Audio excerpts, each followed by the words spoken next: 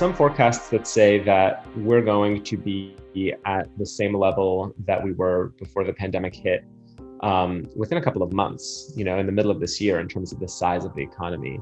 But that can be a little misleading because, if you kind of imagine that the economy was supposed to keep growing this last year and a bit, getting back to where we were last year isn't the same as getting back to where we would have been, which might take a little bit longer. But even that isn't supposed to be too far off. I mean, economic forecasts for this year are that the economy might grow 6-7%. That is a level that we haven't seen since the early 80s. So it's going to be a big rebound. The other thing is when we're talking about those figures, it's the economy writ large. So sort of, if you take everyone's income or what everyone spends or what everyone produces, any which way you want to approach it, and add it all up, how big is the economy, isn't necessarily the same as how is everyone doing. The unemployment rate isn't supposed to get back to where it was probably until closer to early next year, middle of next year. So that's going to be something that might take a little bit longer because, as I said, the economy is sort of sorting itself out right now, and it's going to look a little bit different, and it's going to be a little bit tough after all of this to sort of get everything up and running in its full capacity, including the labor market.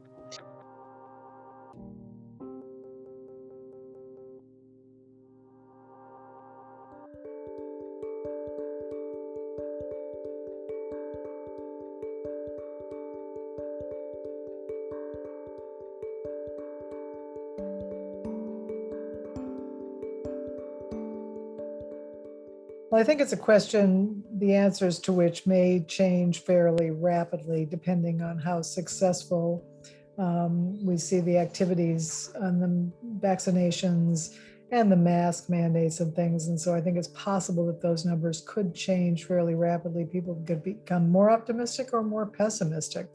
But at this point, I think that's just sort of a generally realistic middle ground in your question, and I think it makes a lot of sense. I mean, there's some people at both extremes, and in some of the, I looked at some of the subgroups, and you see some familiar patterns in public opinion.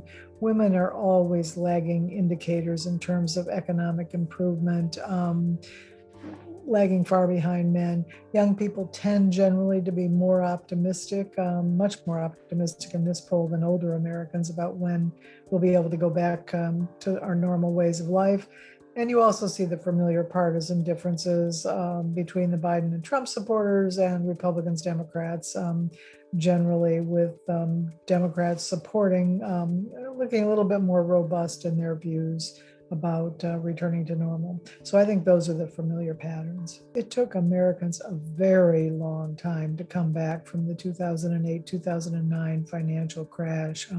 We began to see some hints of optimism. Let's say if you start in October, November 2008, we began to see some hints of optimism about 2 years later, even though the government threw everything it could at the crisis, and probably that was very important, but still Americans were just shattered by that.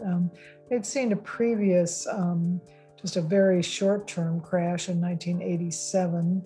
And again, there was a pretty quick recovery from that. The market rebounded pretty well, but this had such a profound effect on unemployment and just people's sense of the future.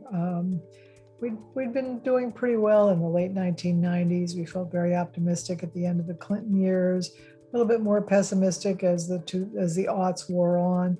But the financial crash was so big, and the pandemic is too, but perhaps in a different way. I mean, there was nothing like the vaccination during the 2008-2009 recession, and you've already seen that that's boosted people's confidence in a lot of the polling questions overall. Not a lot, because people are still wary, they're still concerned. Many Americans think it's still possible to get coronavirus. We have a lot of people who haven't been vaccinated. We all don't understand herd immunity.